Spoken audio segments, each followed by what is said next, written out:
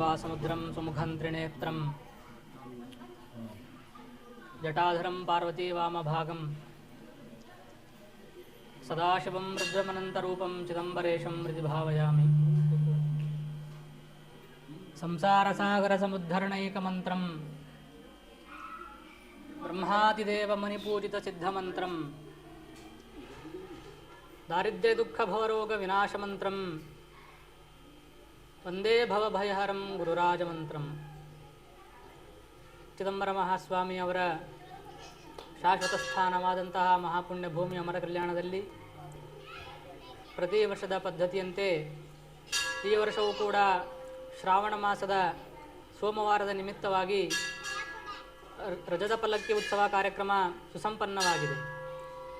ಈ ಒಂದು ಶುಭ ಸಂದರ್ಭದಲ್ಲಿ ಸೇರಿರುವಂತಹ ಸಮಸ್ತ ಸದ್ಭಕ್ತರಿಗೆ ಚಿದಂಬರ ಮಹಾಸ್ವಾಮಿಯವರ ಸ್ಮರಣಪೂರ್ವಕ ಶುಭಾಶೀರ್ವಾದಗಳು. ಆತ್ಮೀಯ ಸದ್ಭಕ್ತರೇ, ಶ್ರಾವಣ ಮಾಸ ಅನ್ನುವಂಥದ್ದು ಸಾಮಾನ್ಯವಾದಂತಹ ಕಾಲವಲ್ಲ. ಇದು ಭಗವಂತನನ್ನು ಸ್ಮರಿಸುವಂತಹ ಕಾಲ, ಭಗವಂತನ ಭಕ್ತಿ ಮಾಡುವಂತಹ ಕಾಲ, ಭಗವಂತನ ಸೇವೆ ಮಾಡುವಂತಹ ಪರಮ ಪವಿತ್ರ ಕಾಲವಾಗಿದೆ. ಇಂತಹ ಪರಮ ಪವಿತ್ರ ಶ್ರಾವಣ ಮಾಸ ಕಾಲದಲ್ಲಿ ಮಾಸ ಪರ್ಯಂತವಾಗಿ ಚಿದಂಬರ ಮಹಾಸ್ವಾಮಿಯವರಿಗೆ ಲಕ್ಷ ಬಿಲ್ವಾರ್ಚನಾ ಕಾರ್ಯಕ್ರಮ ನಡೆದವು. ಅದೇ ಪ್ರಕಾರವಾಗಿ ವಿಶೇಷವಾಗಿ ಸೋಮವಾರಗಳಲ್ಲಿ ರಜತ ಪಲ್ಲಕ್ಕಿ ಉತ್ಸವ ಅಂದರೆ ಬೆಳ್ಳಿಯ ಪಲ್ಲಕ್ಕಿ ಉತ್ಸವದೊಳಗೆ ಮಹಾಸ್ವಾಮಿಯ ಉತ್ಸವ ಮೂರ್ತಿಯನ್ನು ತಂದಿಟ್ಟು ವೈಭವಪೂರ್ಣವಾಗಿ ತಾಳವೀಣಾ ಮೃದಂಗ ಸಹಿತವಾಗಿ ಭಗವಂತನ ಪ್ರಾಕಾರ ಪ್ರದಕ್ಷಿಣೆಯನ್ನು ಹಾಕುವಂತಹ ಪರಿಪಾಠ. ಈ ಒಂದು ಸಂದರ್ಭದಲ್ಲಿ ತಾವೆಲ್ಲ ಸೇರಿದ್ದೇವೆ. ಮನುಷ್ಯನ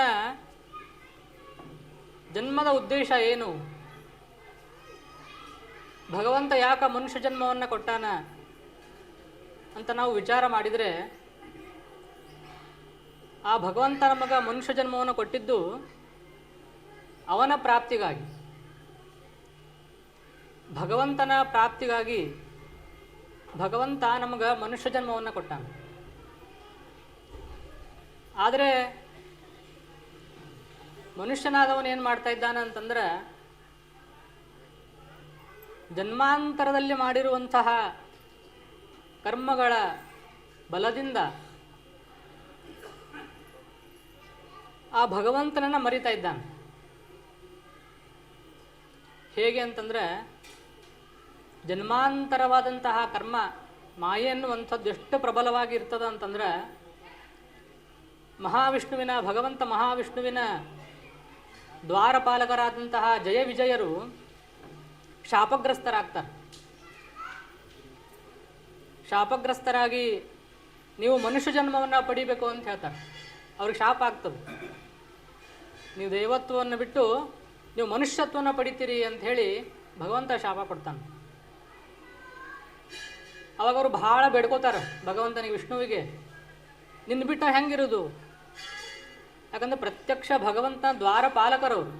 ಜಯ ವಿಜಯ ಅಂತಂದರೆ ವೈಕುಂಠ ದ್ವಾರಪಾಲಕರವರು. ಅಂತಹ ಒಂದು ಸ್ಥಾನವನ್ನು ಬಿಟ್ಟು ನಾವು ಹೆಂಗೆ ಮನುಷ್ಯತ್ವವನ್ನು ಪಡಿಬೇಕು, ನಿನ್ನ ಬಿಟ್ಟು ಹೆಂಗೆ ಹೋಗೋದು ಅಂತ ಕೇಳ್ತಾರೆ ಅವರು. ಅವಾಗ ಭಗವಂತ ಒಂದು ಮಾತು ಹೇಳ್ತಾನೆ ಅವರಿಗೆ, ನಿಮ್ಮೊಂದು ಉಪಾಯ ಕೊಡ್ತೀನಿ. ಏನು ಅಂತಂದರೆ, ನೀವು ನನ್ನ ವೈರಿಯಾಗಿ 3 ಜನ್ಮವನ್ನು ಪಡಿಬೇಕು. ಏನು? ನನ್ನ ವೈರಿಯಾಗಿ ನೀವು 3 ಜನ್ಮವನ್ನು ಪಡಿಬೇಕು, ಅಥವಾ ನನ್ನ ಮಿತ್ರನಾಗಿ 7 ಜನ್ಮವನ್ನು ಪಡಿಬೇಕು ಅಂತ ಹೇಳ್ತಾನೆ. ನೋಡ್ರಿ, ಭಗವಂತ ಎಂಥ ಉಪಾಯ ಕೊಟ್ಟಾನಂತಂದ್ರೆ, ನೀವು ನನ್ನ ಶತ್ರುವಾಗಿ 3 ಜನ್ಮವನ್ನು ಪಡಿಬೇಕು ಭೂಲೋಕದೊಳಗೆ, ಇಲ್ಲ ಅಂತಂದ್ರೆ ನನ್ನ ಮಿತ್ರನಾಗಿ 7 ಜನ್ಮವನ್ನು ಪಡಿಬೇಕಂತ ಹೇಳ್ತಾನೆ. ಅವಾಗ ಅವ್ರೇನು ಹೇಳ್ತಾರೆ ಅಂತಂದ್ರೆ, ನನ್ನ 3 ಜನ್ಮ ಆದರೂ ಪರವಾಗಿಲ್ಲ, ನನಗೆ ಶತ್ರುವಾಗಿ ಹುಡ್ತೀವಿ ಅಂತ ಹೇಳ್ತಾರೆ ಅವರು. ಅವಾಗೇನಿತ್ತು ಅವ್ರ ಇಚ್ಛಾ ಅಂತಂದ್ರೆ, ವಾಪಸ್ ಮತ್ತೆ ಭಗವಂತನ ಆಶ್ರಯ ಪಡಿಬೇಕಂತ ಇರ್ತದೆ ಅವರಿಗೆ. 7 ಜನ್ಮ ಹೆಂಗೆ ನಾವು ಭಗವಂತನ ಬಿಟ್ಟಿರಬೇಕು? ಅದಕ್ಕೆ ನಮ್ಮ 7 ಜನ್ಮ ಬೇಡ, ಮಿತ್ರನಾಗಿ ನಿನ್ನ ಶತ್ರುವಾಗಿ ನಾವು ಇರ್ತೀವಿ, ನಾವು 3 ಜನ್ಮ ಕೊಡು ಅಂತ ಕೇಳ್ತಾರೆ ವರ. ಆಯಿತು ಅಂಥೇಳಿ ಭಗವಂತ ಅವ್ರಿಗೆ ತಥಾಸ್ತು ಅಂತ ಹೇಳಿಬಿಡ್ತಾನೆ. ಆಯಿತು, ನನ್ನ ಶತ್ರುವಾಗಿ ನೀವು 3 ಜನ್ಮವನ್ನು ಪಡೀರಿ ಅಂತ ಹೇಳ್ತಾನೆ. ಆದರೆ ಅವಾಗೇನಾಗ್ತದೆ ಅಂತ ಕೇಳಿದರೆ, ಅದು ಮಾಯಾ ಅನ್ನುವಂಥದ್ದು ಅವರಿಗೆ ಜಯ ವಿಜಯವರು ಆಮೇಲೆ ಹಿರಣ್ಯಾಕ್ಷ ಹಿರಣ್ಯಕಶ್ಯಪವಾಗಿ ಅವತಾರ ತಗೋತಾರೆ, ರಾವಣ ಎಲ್ಲ ಅವತಾರ ತಗೋತಾರೆ. ಅವಾಗ ಏನು ತಪಸ್ಸು ಮಾಡ್ತಾರೆ ಅಂತಂದ್ರೆ ಅಮರತ್ವವನ್ನು ಪಡಲಿಕ್ಕೆ ತಪಸ್ಸು ಮಾಡ್ತಾರೆ. ಅವರು ಅಮರನಾಗಿರಬೇಕು, ನಾ ಯಾವಾಗಲೂ ಶಾಶ್ವತವಾಗಿರಬೇಕು ಅಂತ ತಪಸ್ಸು ಮಾಡ್ತಾರೆ. ಅಲ್ಲಿ ಭಗವಂತ ಹತ್ರ ಏನು ಕೇಳಿದ್ದವರು, ನಿನ್ನ ಶತ್ರುವಾಗಿ ನಾವು ಜಲ್ದಿ ನಿನ್ನ ಹತ್ರ ಬರಬೇಕು, 3 ಜನ್ಮ ಕಳೆದು ನಿನ್ನ ಹತ್ರ ನಾವು ಬೇಗ ಬರಬೇಕು ಅಂತೇಳಿ 3 ಜನ್ಮ ಕೇಳಿರ್ತಾರೆ. ಆದರೆ ಇಲ್ಲಿ ತಪಸ್ಸೇನು ಮಾಡ್ತಾ ಇದ್ದಾರೆ, ಅಮರತ್ವವನ್ನು ಪಡೀಲಿಕ್ಕೆ, ನಾ ಯಾವಾಗಲೂ ಶಾಶ್ವತವಾಗಿ ಇರಬೇಕು ಅಂತಹ ವರವನ್ನು ಪಡಿತಾರೆ. ಯಾಕಂತಂದರೆ ಅದು ಕರ್ಮ ಅನ್ನುವಂಥದ್ದು ಅಷ್ಟು ಪ್ರಬಲವಾಗಿರ್ತದೆ. ಜನ್ಮಾಂತರ ಸಂಸ್ಕಾರ ಮಾಯೆ ಅನ್ನುವಂಥದ್ದು ಪ್ರತಿಯೊಬ್ಬರನ್ನು ಸಂಕಷ್ಟಕ್ಕೆ ಕಷ್ಟಕ್ಕೆ ಸಿಲುಕಿಸ್ತದೆ. ಕಾಳಿದಾಸ ಒಂದು ಮಾತು ಹೇಳ್ತಾನೆ, ಪ್ರತಿಯೊಬ್ಬ ಮನುಷ್ಯನ ಸುಖ ದುಃಖಕ್ಕೆ ಏನು ಕಾರಣಪ್ಪ ಅಂತಂದ್ರೆ ಮನೋಹಿ ಜನ್ಮಾಂತರ ಸಂಗತಿಜ್ಞಂ, ಅನೇಕ ಜನ್ಮಾಂತರದಲ್ಲಿ ಮಾಡಿರುವಂತಹ ಏನು ಕರ್ಮ ಅದ, ನಾವು ಪಾಪಕರ್ಮ ಇರ್ಬೋದು ಪುಣ್ಯಕರ್ಮ ಇರ್ಬೋದು, ಅದರಿಂದ ನಮಗೆ ಈ ಜನ್ಮದೊಳಗೆ ಸುಖ ದುಃಖ ಉಂಟಾಗ್ತಾ ಇದೆ. ಅದಕ್ಕೆಲ್ಲವೂ ಕಾರಣ ನಮ್ಮ ಮನಸ್ಸು.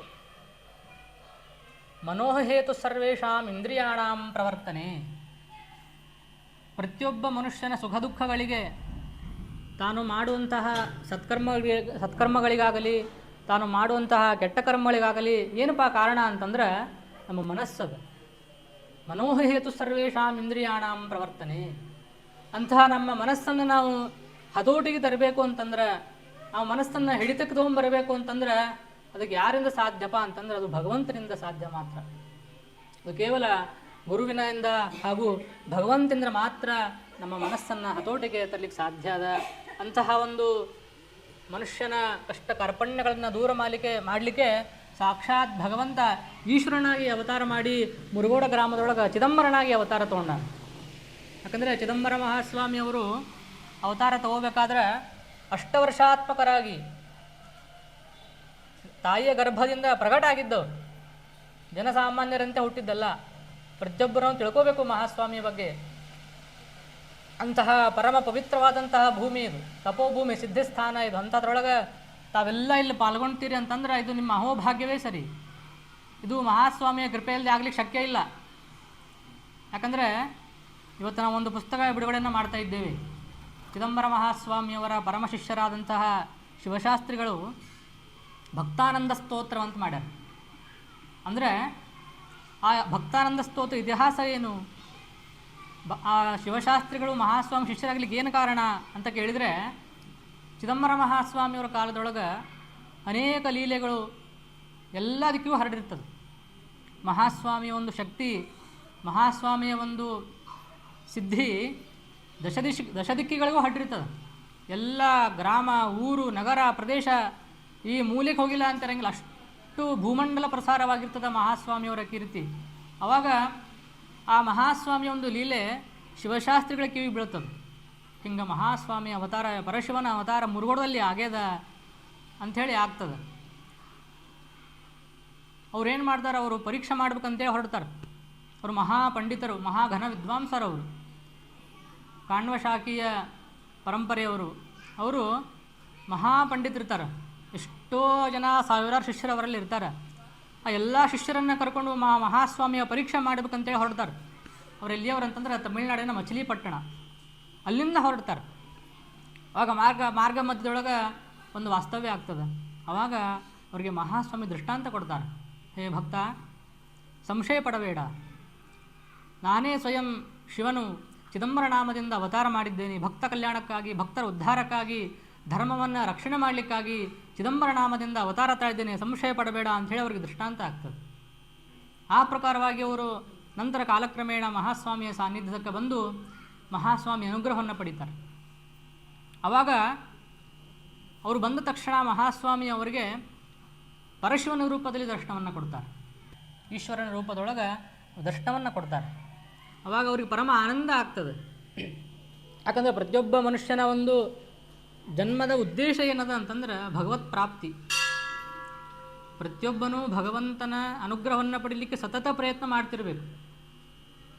ಯಾಕಂದರೆ ನಾವು ಭಗವಂತನ ಭಕ್ತಿ ಮಾಡದೇ ಹೋದರೆ ನಮ್ಮ ಜೀವನ ವ್ಯರ್ಥ ಆಗ್ತದೆ. ನಾವು ಭಗವಂತನ ಪ್ರಾಪ್ತಿ ಅನ್ನೋದೇ ಆಗೋದಿಲ್ಲ. ನಾವು ಯಾವಾಗ ಕಷ್ಟದಲ್ಲೇ ಸಿಕ್ಕಾಕೋತೀವಿ. ಜೊತೆಗೆ ನಾವು ಭಗವಂತನ ಸೇವೆ ಜೊತೆ ಭಕ್ತಿಯಿಂದ ಸೇವೆ ಮಾಡಬೇಕು. ನಾವು ಕೇವಲ ಭಗವಂತನ ಸೇವೆ ಮಾಡಿದ್ರೆ ನಡೆಯಂಗಿಲ್ಲ, ಭಕ್ತಿಯಿಂದಂಥ ಸೇವೆ ಮಾಡಬೇಕು ನಾವು. ಆವಾಗ ನಮಗೆ ಒಂದಲ್ಲ ಒಂದು ದಿವಸ ಭಗವಂತನ ಪ್ರಾಪ್ತಿ ಆಗೇ ಆಗ್ತದೆ. ನಾವು ರಾಜಾರಾಮರು ಒಂದು ಮಾತು ಹೇಳ್ತಾರೆ, ಯುಗಾಯುಗೀಚೆ ಹೇ ಭಕ್ತಿ ಝಾಲಾ ಚಿದಂಬರ ಪ್ರಾಪ್ತಿ. ಚಿದಂಬರನ ಪ್ರಾಪ್ತಿ ಆಗಬೇಕು ಅಂತಂದ್ರೆ, ಭಗವಂತನ ಪ್ರಾಪ್ತಿ ಆಗಬೇಕು ಅಂತಂದ್ರೆ ಯುಗಾಯುಗೀಚೆ ಹೇ ಭಕ್ತಿ. ಯುಗಗಳಿಂದ ನಾವು ಭಕ್ತಿಯನ್ನು ಮಾಡಿರಬೇಕು. ಭಗವಂತನ ಅನುಗ್ರಹವನ್ನು ಪಡೀಲಿಕ್ಕೆ, ಗುರುವಿನ ಅನುಗ್ರಹವನ್ನು ಪಡೀಲಿಕ್ಕೆ ಯುಗದಿಂದ ಭಕ್ತಿಯನ್ನು ಮಾಡಿರಬೇಕು ನಾವು. ಅಂದಾಗ ಮಾತ್ರ ನಮಗೆ ಭಗವತ್ ಪ್ರಾಪ್ತಿ ಅನ್ನೋದಂಥದ್ದು ಆಗ್ತದೆ. ಅದಕ್ಕೆ ಆ ಶಿವಶಾಸ್ತ್ರಿಗಳು ಮಹಾಸ್ವಾಮಿ ಎದುರಿಗೆ ಬಂದು ಅತ್ಯಂತ ಆನಂದಿತರಾಗಿ ಸ್ತೋತ್ರವನ್ನು ಪಠಣ ಮಾಡ್ತಾರೆ, ಚಿದಂಬರನ ಸ್ತೋತ್ರವನ್ನು ಮಾಡ್ತಾರೆ. ಆವಾಗ ಮಹಾಸ್ವಾಮಿ ಹೇಳ್ತಾರೆ, ವ್ಯರ್ಥ ನರಸ್ತುತಿ ಮಾಡಬೇಡಪ್ಪ, ನಾರಾಯಣ ಸ್ತುತಿಯನ್ನು ಮಾಡು. ವ್ಯರ್ಥ ನನ್ನ ಸ್ತುತಿ ಯಾಕೆ ಮಾಡ್ತಾ ಇದ್ದಿ, ಭಗವಂತ ನಾರಾಯಣ ಸ್ತುತಿಯನ್ನು ಮಾಡಂತವಾಗ ಆ ಮಹಾಸ್ವಾಮಿ ಹೇಳ್ತಾರೆ. ಆವಾಗ ಶಿವಶಾಸ್ತ್ರಿಗಳು ಹೇಳ್ತಾರೆ ಮಹಾಸ್ವಾಮಿಯವರಿಗೆ, ಭಗವನ್ ಹೇ ಪರಮಾತ್ಮ, ಒಂದು ವೇಳೆ ನಾನು ಒಂದು ಭಕ್ತಾನಂದ ಸ್ತೋತ್ರ ಅಂತ ಮಾಡ್ತಾರೆ, ಆ ಸ್ತೋತ್ರವನ್ನು ನನ್ನ ಕೈ ಒಳಗೆ ಕರ್ಪೂರವನ್ನು ಹಚ್ಕೊಂಡು ಹೇಳ್ತೀನಿ. ಆ ಸ್ತೋತ್ರ ಮುಗಿಯುವವರೆಗೆ ನನ್ನ ಕೈಯನ್ನು ಸುಟ್ಟಿದ್ದೇ ಆದರೆ ನೀನು ಭಗವಂತನಲ್ಲ. ಒಂದು ವೇಳೆ ನನ್ನ ಕೈ ಸುಡದೇ ಹೋದರೆ ನೀನು ಪ್ರತ್ಯಕ್ಷ ಭಗವಂತ ನೀನು ನಿದರ್ಶನ ಮಾಡಬೇಕು, ತೋರಿಸ್ಬೇಕು ಅಂತ ಹೇಳ್ತಾರೆ. ಅವರು ಅದೇ ಪ್ರಕಾರವಾಗಿ ಕೈ ಒಳಗೆ ಕರ್ಪೂರವನ್ನು ಹಚ್ಚಿಕೊಂಡು, ಸಣ್ಣ ಪುಟ್ಟ ಕರ್ಪೂರ ಅಲ್ಲ, ಧಗಧಗಿಸುವಂತಹ ಕರ್ಪೂರ, ಅದನ್ನು ನೋಡಿದರೆ ಮೈ ಸುಟ್ಟು ಹೋಗಬೇಕು ಅಂತಹ ಕರ್ಪೂರವನ್ನು ಅಂಗೈಯಲ್ಲಿಟ್ಟುಕೊಂಡು ಆ ಭಕ್ತಾನಂದ ಸ್ತೋತ್ರವನ್ನು ಮಾಡ್ತಾರೆ. ಆ ಭಗವಂತನ ಸ್ತುತಿ ಅದು. ಸ್ತುತಿ ಅಂತಂದರೆ ಒಂದು ಸಂಸ್ಕೃತದಲ್ಲಿ ವಾಕ್ಯ ಬರ್ತದೆ, ಗುಣನಿಷ್ಠ ಗುಣಾಭಿಧಾನಂ ಸ್ತೋತ್ರಂ. ನಾವು ಭಗವಂತನ ಸ್ತೋತ್ರ ಅಂತ ಕರಿತೀವಿ. ಸ್ತೋತ್ರ ಅಂದರೆ ಏನು? ಗುಣನಿಷ್ಠ ಗುಣಾಭಿಧಾನಂ ಸ್ತೋತ್ರಂ. ಆ ಭಗವಂತನಲ್ಲಿರುವಂತಹ ನೈಜ ಗುಣಗಳನ್ನು, ಅವನಲ್ಲಿರುವಂತಹ ಸದ್ಗುಣಗಳನ್ನು ನಾವು ಏನು ಪ್ರಕಟಪಡಿಸ್ತೀವಿ ಶಬ್ದದ ಮುಖಾಂತರವಾಗಿ, ಅದು ಸ್ತೋತ್ರ ಆಗ್ತದೆ. ಕೆಲವು ನೋಡಿರ್ತೀವಿ ನಾವು, ಕೆಲವು ಮುಂದೆ ಸುಮ್ಮನೆ ಹೋಗೋದಿರ್ತಾರೆ, ಅದು ಸ್ತೋತ್ರ ಅಲ್ಲ. ಅದು ತಮ್ಮ ಮುಂದೆ ಇರುವಂಥ ಅವರನ್ನು ಸಂತೃಪ್ತಿ ಪಡಿಸಲಿಕ್ಕೆ ಹೊಗಳ್ತಿರ್ತಾರೆ. ಇಲ್ಲದಂತಹ ಗುಣಗಳನ್ನು ಹೊಗಳುವಂಥದ್ದು ಅದು ಸ್ತೋತ್ರ ಅನ್ನಿಸಿಕೊಳ್ಳುವುದಿಲ್ಲ. ಸತ್ಯತೆಯನ್ನಿರುವಂಥ ಅವರಲ್ಲೇನೋ ಗುಣ ಇರ್ತದೆ ಅದನ್ನು ನಾವು ಪ್ರಕಟಪಡಿಸ್ಬೇಕು, ಅದು ಸ್ತೋತ್ರ. ಅಂತಹ ಪರಮ ಪವಿತ್ರವಾದಂತಹ ಭಕ್ತಾನಂದ ಸ್ತೋತ್ರವನ್ನು ಅವರು ಪಠಣ ಮಾಡ್ತಾರೆ. 117 ಶ್ಲೋಕಗಳನ್ನು ಪಠಣ ಮಾಡಿದರೂ ಕೂಡ ಅವರ ಕೈ ಒಳಗೆ ಒಂದು ಸ್ವಲ್ಪವೂ ಕೂಡ ಝಳ ಇರುವುದಿಲ್ಲ, ತಂಪಾಗಿರ್ತದೆ. ಅಂತಹ ಎಲ್ಲ ಲೀಲೆಗಳನ್ನು ನೋಡಿದಂತಹ ಸದ್ಭಕ್ತರು ಆ ಮಹಾಸ್ವಾಮಿಯ ಜಯ ಜಯಕಾರವನ್ನು ಮಾಡ್ತಾರೆ, ಶಿವಶಾಸ್ತ್ರಿಗಳ ಒಂದು ಜಯ ಜಯಕಾರ ಮಾಡ್ತಾರೆ. ಯಾಕಂದರೆ ಭಗವಂತ ಸುಮ್ಮನೆ ಪ್ರಾಪ್ತ ಆಗೋದಿಲ್ಲ, ಅವನಿಗೆ ಸಮರ್ಪಣೆ ಅನ್ನೋದು ಬಹಳ ಅವಶ್ಯಕತೆ ಅದ.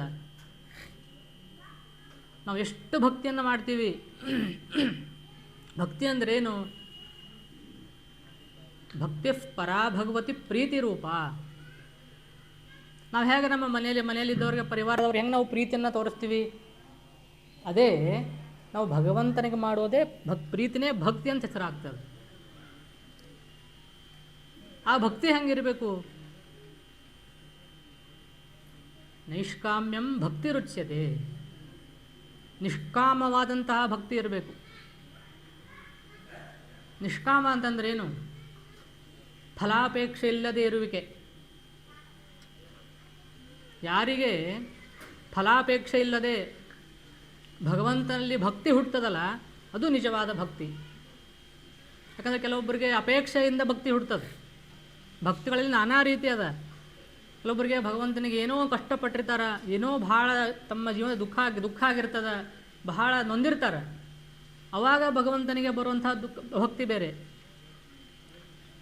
ಎಲ್ಲ ಸಂಪತ್ತು ಕೊಟ್ಟಿರ್ತಾನೆ ಭಗವಂತ, ಸಮಸ್ತ ಐಶ್ವರ್ಯವನ್ನು ಕೊಟ್ಟಿರ್ತಾನೆ, ಆದರೆ ಆಮೇಲೆ ಭಕ್ತಿ ಅನ್ನೋದು ಇರೋದಿಲ್ಲ. ಯಾಕಂದರೆ ಭಗವಂತ ಎಲ್ಲ ಕೊಟ್ಬಿಟ್ಟಿರ್ತಾನೆ.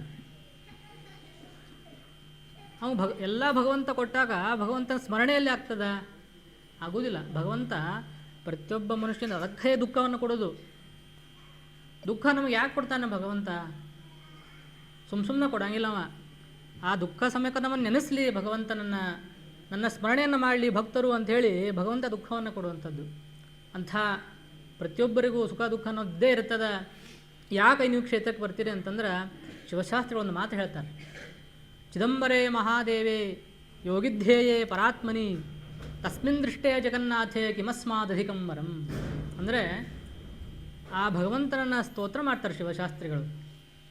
ಜಗನ್ನಾಥೇ, ಜಗತ್ಪತಿಯಾದಂತಹ ಜಗದೊಡೆಯನಾದಂತಹ ಚಿದಂಬರ, ಕೈಲಾಸಾಧಿಪತಿಯಾದಂತಹ ಚಿದಂಬರ, ತಸ್ಮಿನ್ ದೃಷ್ಟೇ ಜಗನ್ನಾಥೇ, ಅವು ನಮ್ಮನ್ನು ನೋಡಿದರೆ ಸಾಕು ಭಗವಂತ, ಕಿಮಸ್ಮಾದಧಿಕಂಬರಂ, ಅದಕ್ಕಿಂತ ಹೆಚ್ಚಿದ್ದು ನಮಗೇನದ. ಅದಕ್ಕೆ ಪ್ರತಿಯೊಬ್ಬ ಭಕ್ತರ ಕರ್ತವ್ಯ ಏನು ಅಂತಂದರೆ ಭಗವಂತನ ದೃಷ್ಟಿಯನ್ನೇ ನಮ್ಮ ಹತ್ರ ನಾವು ಬೀರಿಸ್ಕೋಬೇಕು. ನಾವು ಭಗವಂತನ ನೋಡ್ತೀವಿ, ಆದರೆ ಭಗವಂತ ನಮ್ಮನ್ನು ನೋಡ್ತಾ ಇದ್ದಾನ ಅನ್ನೋದನ್ನು ನಾವು ಪ್ರಶ್ನೆ ಮಾಡಬೇಕು ಯಾವಾಗಲೂ. ನಾವು ಎಲ್ಲಿ ಎಲ್ಲ ಕಡೆ ಹೋದರೂ ಭಗವಂತ ನೋಡ್ತೀವಿ ನಾವು, ಆದರೆ ಭಗವಂತನ ದೃಷ್ಟಿ ನಮ್ಮ ಮೇಲಿದೆಯಾ? ಅದು ಬಹಳ ಮಹತ್ವವಾದಂಥದ್ದು. ಭಗವಂತನ ದೃಷ್ಟಿ ನಮ್ಮ ಮೇಲೆ ಬರಬೇಕು ಅಂತಂದರೆ ನಾವು ಅತ್ಯಂತ ವಿನಮ್ರವಾಗಿ ನಡ್ಕೋಬೇಕಾಗ್ತದೆ. ಶ್ರದ್ಧಾಪೂರ್ವಕವಾಗಿ, ವಿನಯಪೂರ್ವಕವಾಗಿ, ಭಕ್ತಿಪೂರ್ವಕವಾಗಿ, ನಿಷ್ಕಾಮದಿಂದ ನಾವು ಭಗವಂತನನ್ನು ಆರಾಧನೆ ಮಾಡಬೇಕು. ಆವಾಗ ಆ ಭಗವಂತ ದೃಷ್ಟಿ ನಮ್ಮ ಮೇಲೆ ಬೀಳ್ತದೆ. ಅದಕ್ಕೆ ತಾವೆಲ್ಲರೂ ಎಲ್ಲಿ ಬಂದಿರಿ ನೀವು ಅಹೋ ಭಾಗ್ಯವಂತರು. ಯಾಕಂದರೆ ಸಾಮಾನ್ಯವಾದಂತಹ ಕ್ಷೇತ್ರ ಅಲ್ಲ ಇದು. ಜಗತ್ಪತಿಯಾದಂತಹ ಆ ಚಿದಂಬರನ ಸಾನ್ನಿಧ್ಯ. ಮಹಾಸ್ವಾಮಿಯವರು ಏನು ಹೇಳ್ತಾರೆ, ಜಗತ್ಪ್ರಳಯ ಆದರೂ ಕೂಡ ನಾನು ಕೆಂಗೇರಿ ಬಿಟ್ಟು ಹೋಗೋದಿಲ್ಲ. ಆ ಚಂದ್ರಾರ್ಕವಾಗಿ ಎಲ್ಲಿ ತನಕ ಸೂರ್ಯ ಚಂದ್ರ ಇರ್ತಾರೆ ಅಲ್ಲಿವರೆಗೂ ನಾನು ನಿರಂತರವಾಗಿ ಲಿಂಗ ರೂಪದಲ್ಲಿ, ಜ್ಯೋತಿ ಸ್ವರೂಪದಲ್ಲಿದ್ದು ಬಂದಂತಹ ಸದ್ಭಕ್ತರ ಇಷ್ಟಾರ್ಥವನ್ನು ಪೂರ್ತಿ ಮಾಡ್ತೆ ಅಂತ ಹೇಳಿದಂತಹ ಕ್ಷೇತ್ರ ಮಹಾಸಿದ್ಧಿಸ್ಥಾನ ಇದು. ಇದು ಸೇವಾ ಕೇಂದ್ರ, ಇದು ಪ್ರತಿಯೊಬ್ಬ ಭಕ್ತನ ಸೇವಾ ಕೇಂದ್ರ ಇದು. ನಾವಿಲ್ಲಿ ಎಷ್ಟು ನಿಸ್ವಾರ್ಥವಾಗಿ ಸೇವೆಯನ್ನು ಮಾಡ್ತೀವಿ ಅಷ್ಟು ಭಗವಂತ ನಮಗೆ ಕಲ್ಯಾಣವನ್ನು ಮಾಡ್ತಾನೆ ಅಂತ ಹೇಳ್ತಾ, ತಾವೆಲ್ಲ ಇವತ್ತು ಶ್ರಾವಣ ಮಾಸದ ವಿಶೇಷವಾದಂತಹ ಪಲ್ಲಕ್ಕಿ ಉತ್ಸವದಲ್ಲಿ ತಾವೆಲ್ಲ ಪಾಲ್ಗೊಂಡಿದ್ದೀರಿ.